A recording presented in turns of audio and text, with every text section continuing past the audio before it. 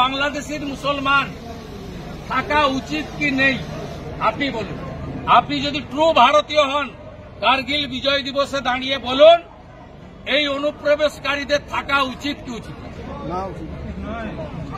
ভারতীয় মুসলমানদের, পশ্চিমবঙ্গের মুসলমানদেরও এই ইস্যুতে ইলেকশন কমিশনকে সহযোগিতা করা উচিত। কালিয়াচকের পরিযায়ী শ্রমিককে বাংলাদেশের নাগরিক সন্দেহে রাজস্থানে গ্রেপ্তার, 2 মাসের জেল, বৈধ নথি থাকা সত্ত্বেও বাংলাদেশে পুশব্যাকের অভিযোগ। আপনি কি করে জানলেন বৈধ? আপনি জানলেন কি করে এবিপি আনন্দ বৈধ? জানলেন কি করে? আপনি কোর্ট থেকে নথি তুলে নিয়ে আসবেন, আমাকে দেবেন, আমি রাজস্থানের মুখ্যমন্ত্রী ভজনলাল শর্মাকে বলবো যে আপনার পুলিশকে বলুন ক্ষমা চেয়ে মুক্তি দিতে।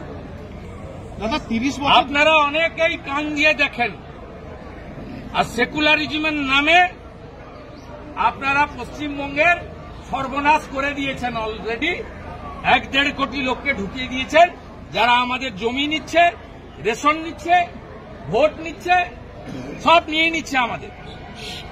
এবং এরা কারা? এরা রোহিঙ্গা আর বাংলাদেশি মুসলমান।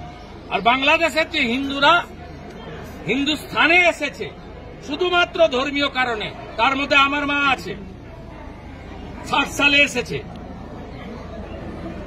শুধু হিন্দু বলে। আমার মায়ের পিতৃদেব টিচার ছিল, মাখনলাল ভট্টাচার্য, বরিশাল। 10 বিঘা জমি, শিব মন্দির, চাকরি ছেড়ে এখানে এসে জুট মিলের ম্যানেজারি করে সংসার চালাচ্ছে।